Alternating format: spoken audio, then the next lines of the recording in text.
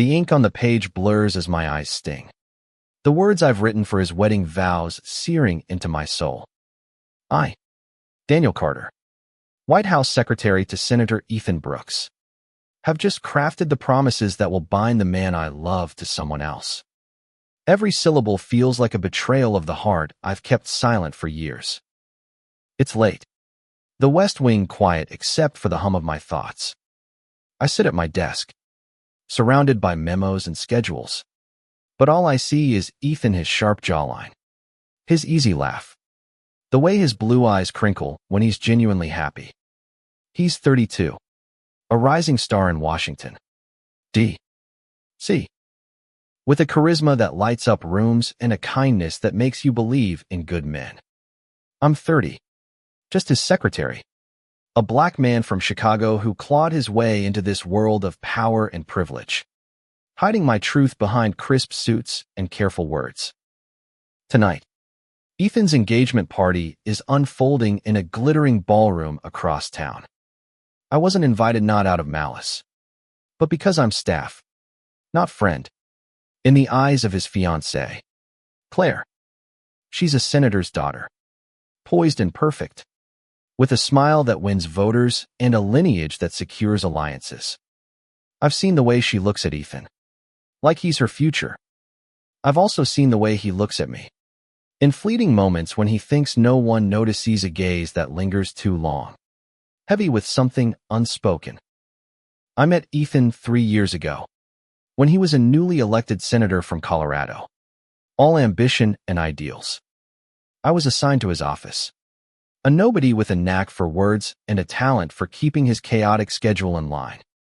We clicked instantly: late nights drafting speeches, debates over policy in dive bars, stolen glances during long car rides.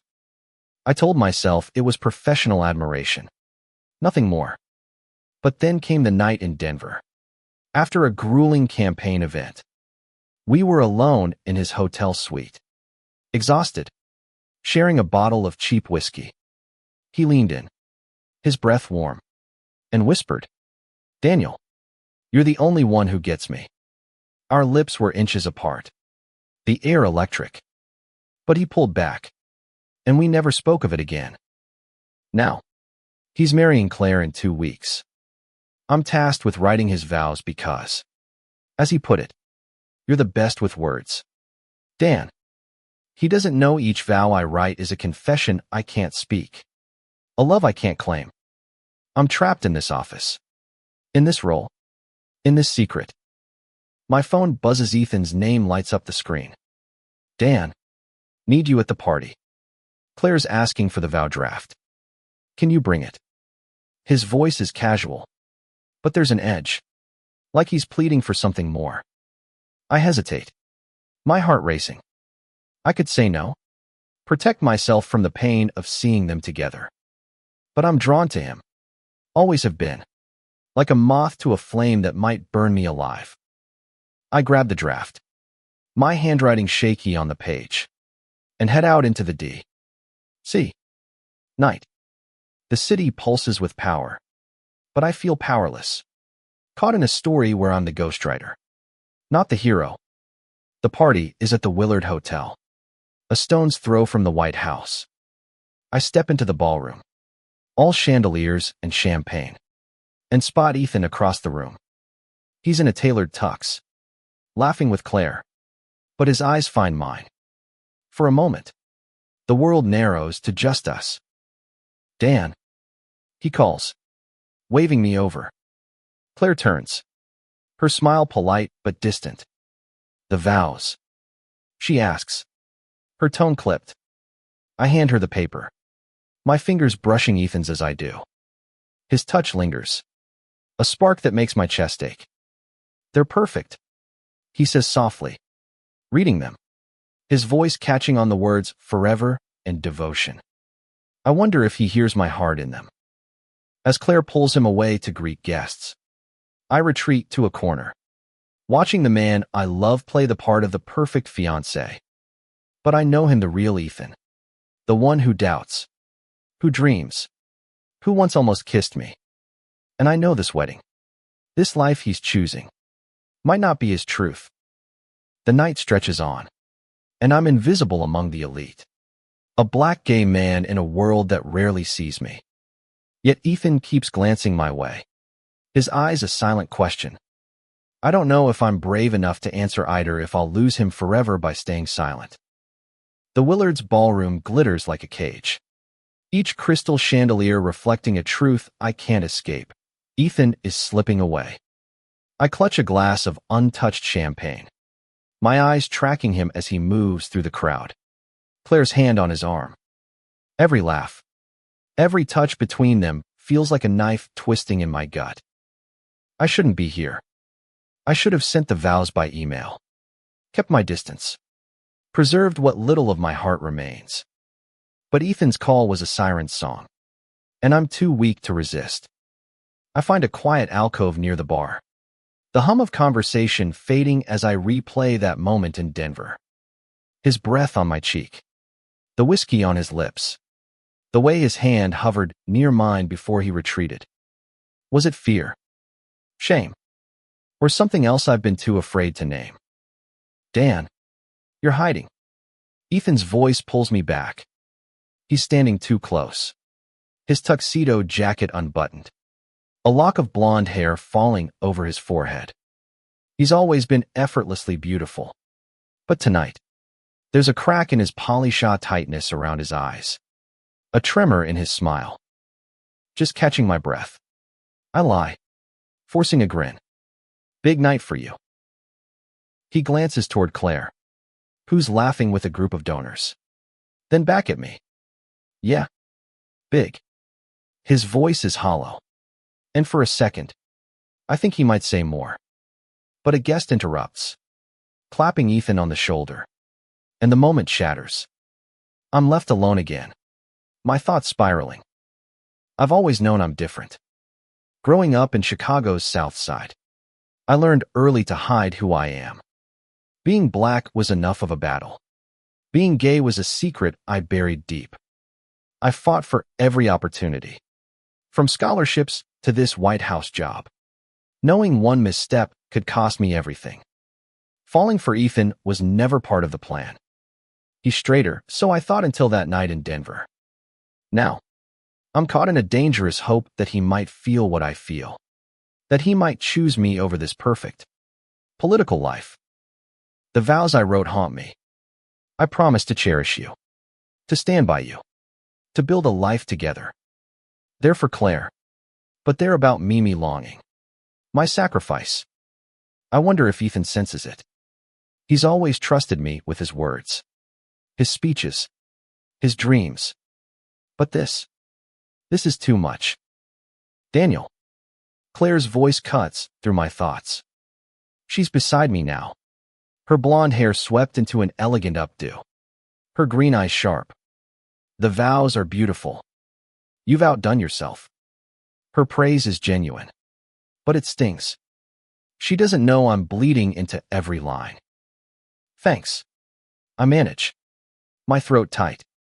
I just wanted them to be honest. She tilts her head, studying me. You're so good to Ethan. He's lucky to have you. Her words are kind, but they feel like a dismissal. I'm the help, not the rival. She links her arm with Ethan's as he rejoins us, and I see the way he stiffens, just slightly, under her touch. The night drags on, and I'm pulled into small talk with aides and donors, all while watching Ethan. He's playing his role, but his glances keep finding me. Once, when Claire's distracted, he mouths, "You okay?" I nod, but I'm not. I'm drowning in this room full of people who don't see me, don't know me, don't know us. As the party winds down, Ethan finds me again, this time by the coat check. Walk with me, he asks, his voice low. We step outside into the crisp D.C. night, the city's monuments glowing in the distance. He doesn't speak at first, just walks, his hands in his pockets. I match his pace, my heart pounding. Dan, he says finally, stopping under a street lamp. I read the vows. Really read them. They're more than I expected. His eyes lock on mine. And there's that look again, raw. Searching. Dangerous. What do you mean? I ask, my voice barely above a whisper. He steps closer, his breath visible in the cold air. They feel like they're for someone else. Like they're yours. My heart stops. He knows. Or he suspects. Either way, the ground beneath me shifts. And I don't know if I'm ready for what comes next. The street lamp casts Ethan's face in gold and shadow. His words hanging between us like a confession I'm not ready to hear. They feel like they're yours. My pulse races. But I can't speak. Can't risk shattering this fragile moment. The D.C. Night is cold. But his gaze burns, pulling me into a truth we've both avoided for too long. Ethan. I start, my voice cracking. I wrote what you asked. Vows for Claire. It's a deflection, a desperate attempt to keep the walls up. But he steps closer, his breath clouding in the air, and I feel the weight of everything unsaid. Don't, he says softly. Don't hide from me. Dan. His hand grazes mine, a fleeting touch that sends a jolt through me. For a second, I'm back in Denver, whiskey on our lips, the world fading away. But this isn't a hotel room. This is real. And he's engaged. And I'm just the man who writes his words. I pull back, shoving my hands in my pockets. You're getting married, Ethan. In 2 weeks. To Claire. Each word is a blade, cutting me deeper. What do you want from me? He flinches, like I've struck him. I don't know, he admits, his voice raw. I read those vows, and they felt like us. Like you were saying something I've been too scared to face. He runs a hand through his hair, his composure fraying. I'm supposed to be happy. Dan. Claire's perfect. This life fight's what I've worked for. But you're in my head. All the time. His words break me open, exposing the hope I've tried to bury. I want to scream that I love him. That I've loved him since the first time he smiled at me over a stack of policy briefs. But I'm a black gay man in a world that doesn't make space for me. And he's a senator with a future mapped out in gold. I can't ruin him. I won't. Ethan, you can't say things like that. I whisper, my voice trembling. Not now. Not when you're about to. I can't finish. The thought of him marrying Claire chokes me. He steps closer, his eyes pleading.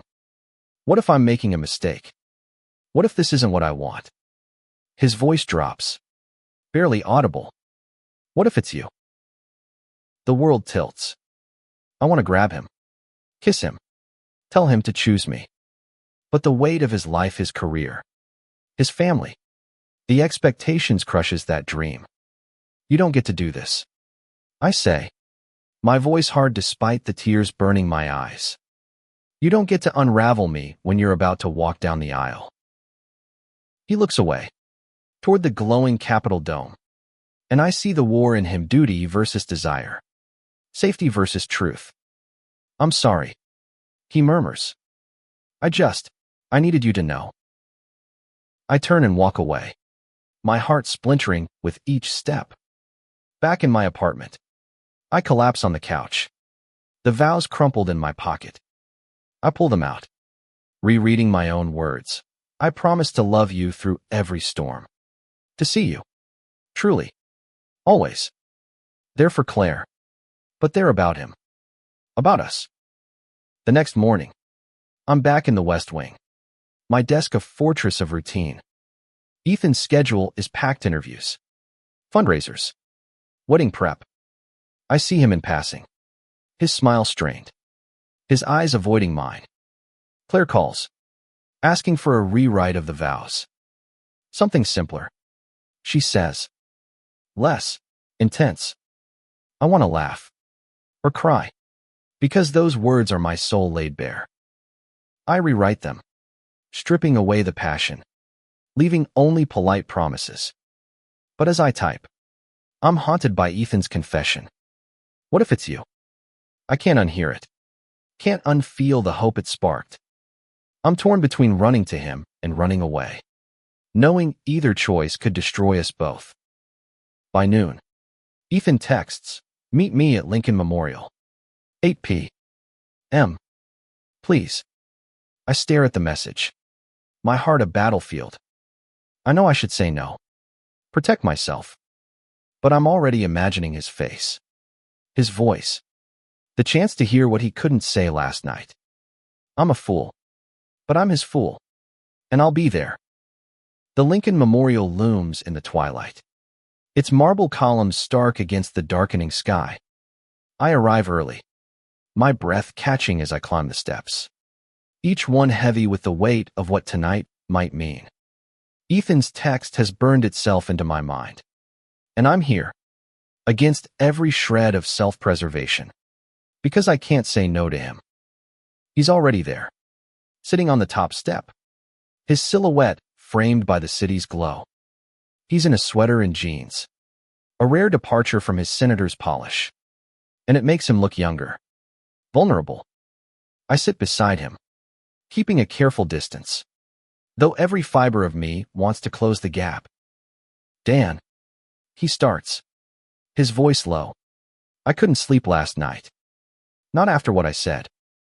He turns to me, his blue eyes catching the light. "I meant it. I'm scared, but I meant it." My heart lurches, but I force myself to stay grounded. "Ethan, you're engaged. You're a senator. You have a life planned out, and I'm not in it."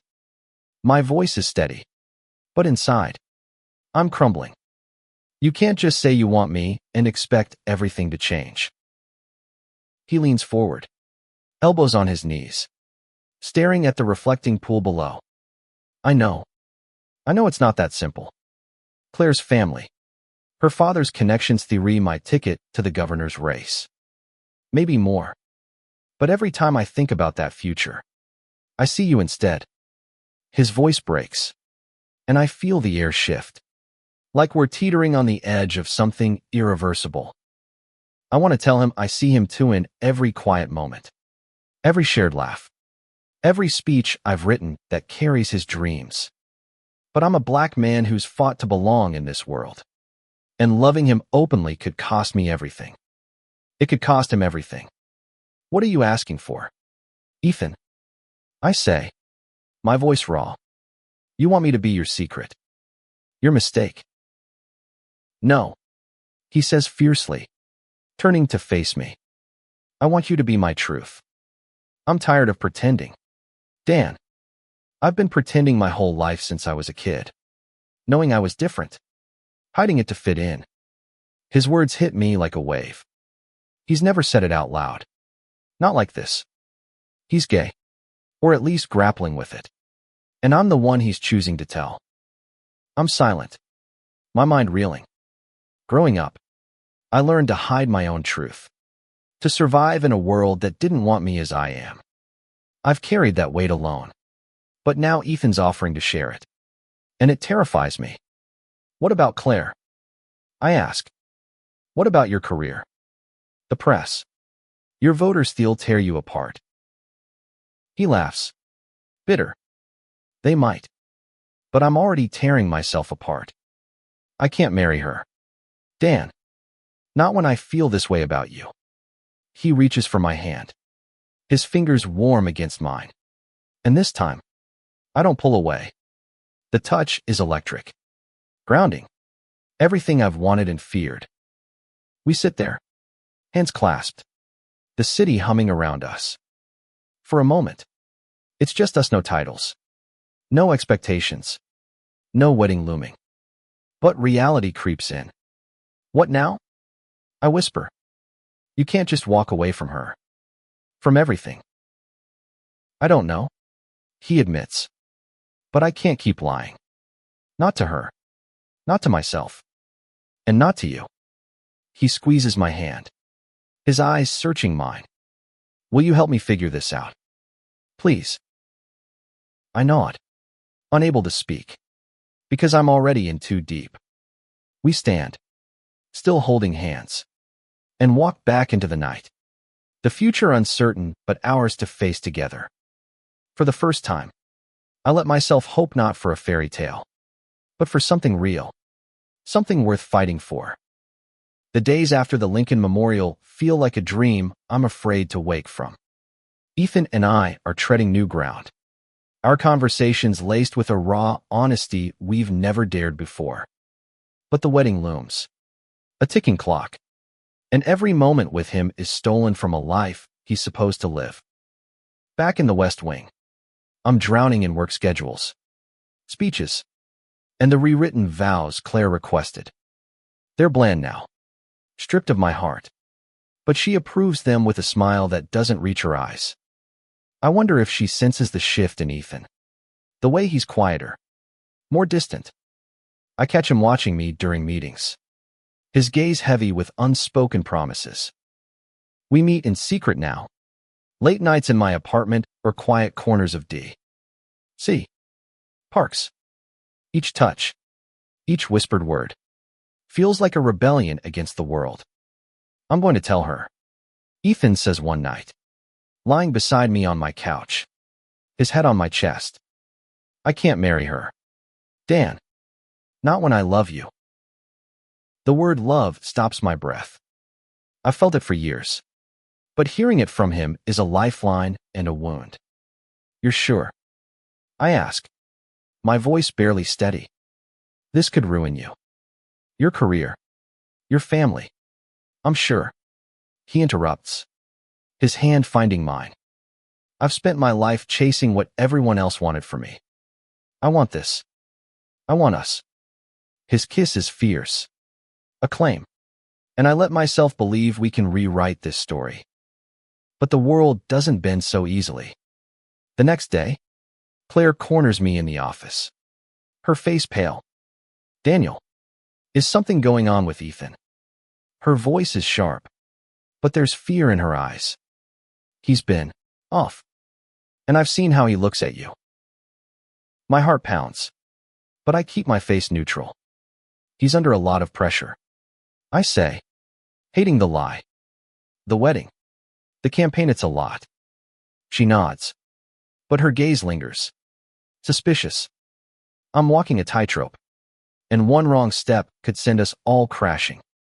That night, Ethan comes to my apartment, his face drawn. I told Claire we need to talk.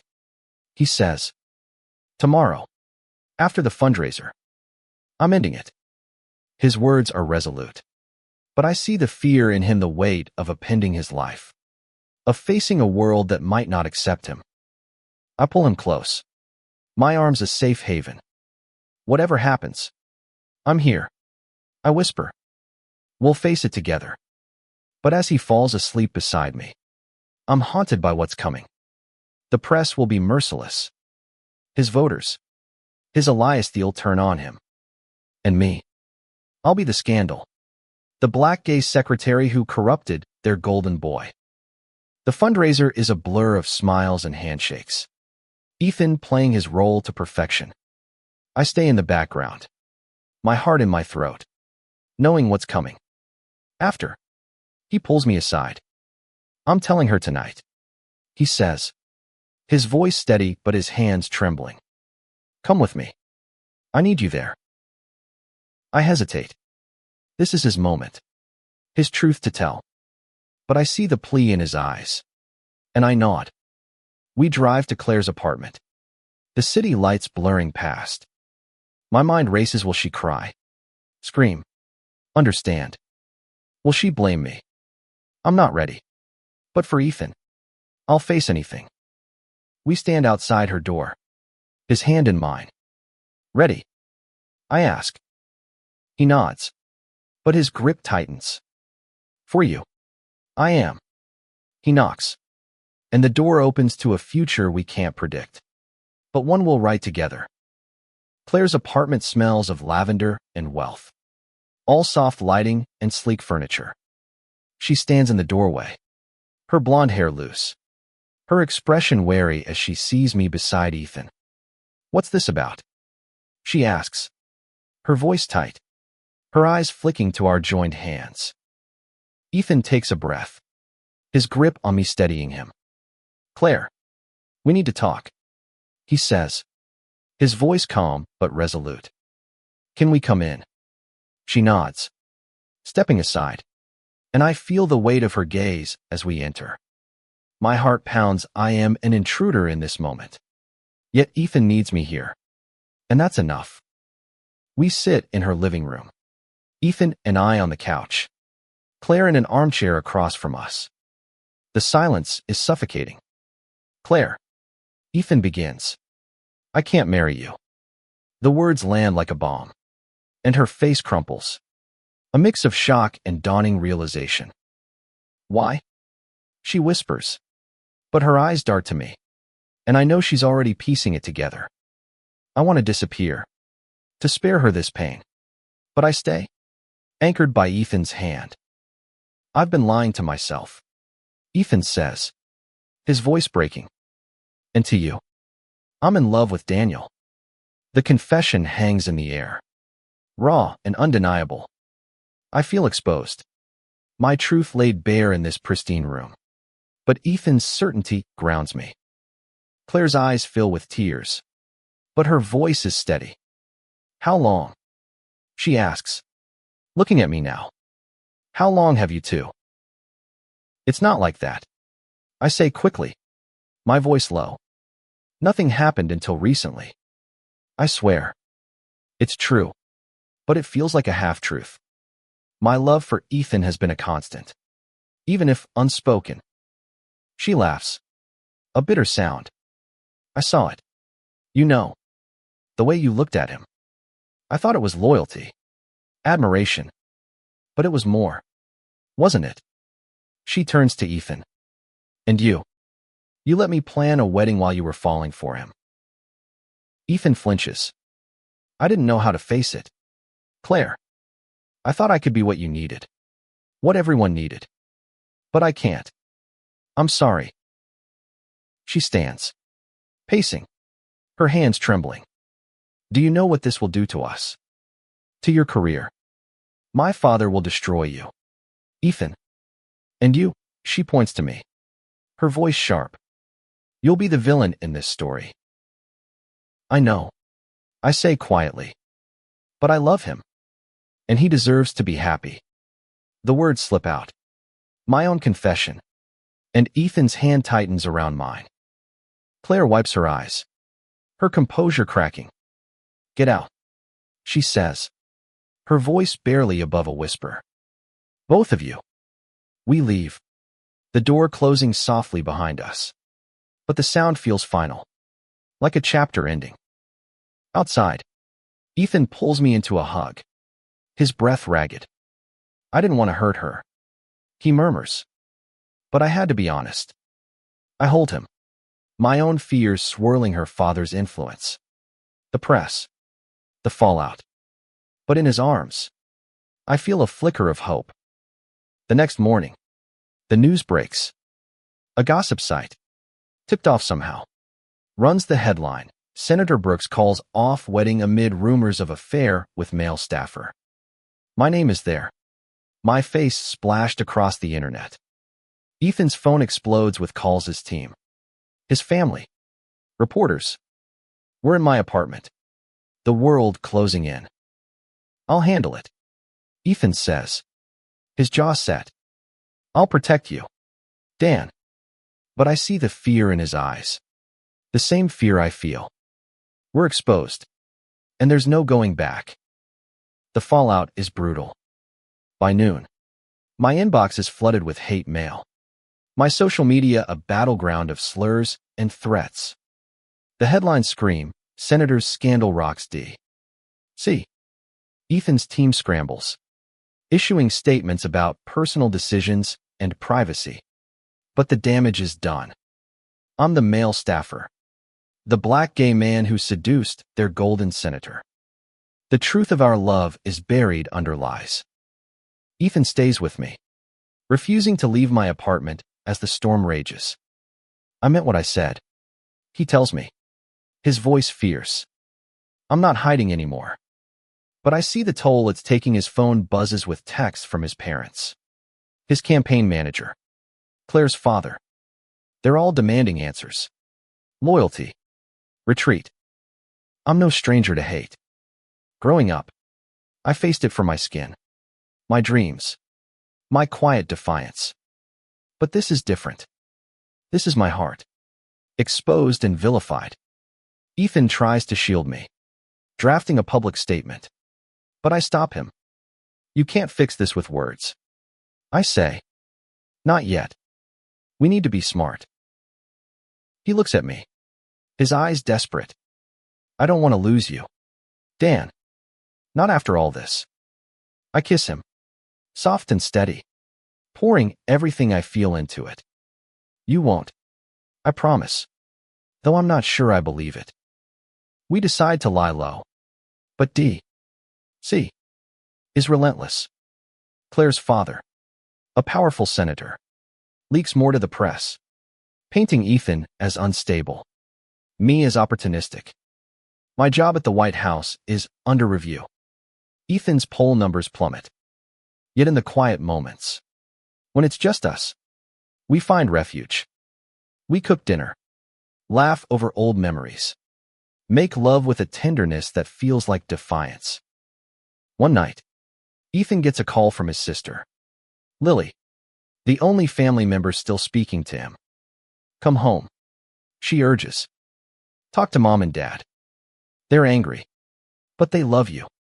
Ethan hesitates, then looks at me. Will you come with me? He asks. Colorado is a world away from D.C.'s chaos, but it's no escape.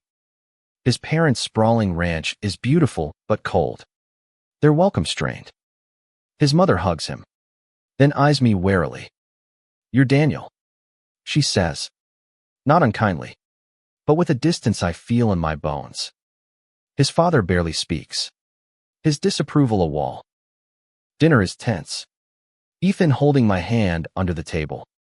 I love him, he tells them, his voice unwavering. I'm not ashamed of that. His father slams his fist on the table. You're throwing away your future for this, he demands, gesturing at me. I flinch, but Ethan doesn't waver. He's my future, he says. I'm sorry you can't see that.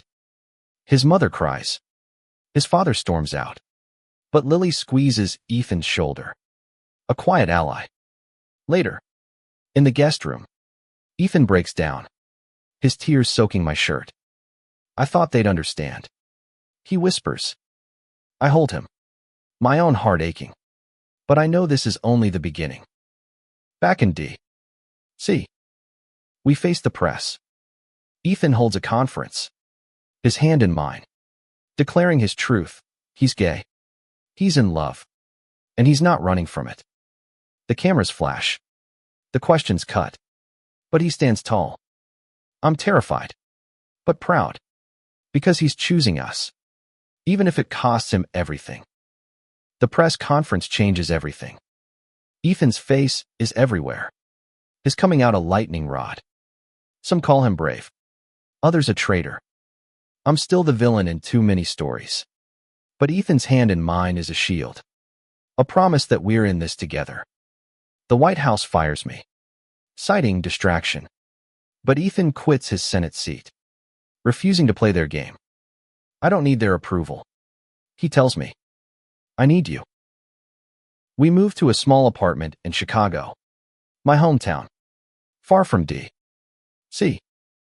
glare. It's not easy. Ethan's savings dwindle. My job prospects are slim with my name tied to scandal. But we build a life, piece by piece. He takes a teaching job at a community college, sharing his passion for policy with students who don't care about his past. I start writing again. Not speeches, but stories. Our story, raw and real. Claire reaches out months later, her voice softer on the phone. I'm sorry for what my father did, she says. I was hurt, But I see it now, you two belong together. Her forgiveness is a weight lifted, a step toward healing. Ethan's parents are slower to thaw, but Lily brings them around. And one Christmas, they visit. Awkward but trying. It's not perfect, but it's progress. The world doesn't stop judging us. Hate mail still comes. And some days, I feel the weight of being black and gay in a country that's not always kind. But Ethan's love is my anchor. We marry quietly, in a Chicago courthouse, with Lily as our witness. No vows I write could capture what we feel. But when he says, "I choose you, Dan," every day, I know it's enough. Years later, Ethan runs for local office, not as a senator, but as a city councilman, fighting for kids like us, queer, marginalized, dreaming of more. I'm by his side, no longer the secretary, but his partner, his equal. We win, not just the election, but a life we fought for, a love we refused to hide. Looking back, I see the cost: careers, family ties, safety. But I also see the gain, a truth we claimed, a love that endured. I wrote his vows once, for a wedding that never happened. Now, our life is the vow, unspoken but lived. Every day,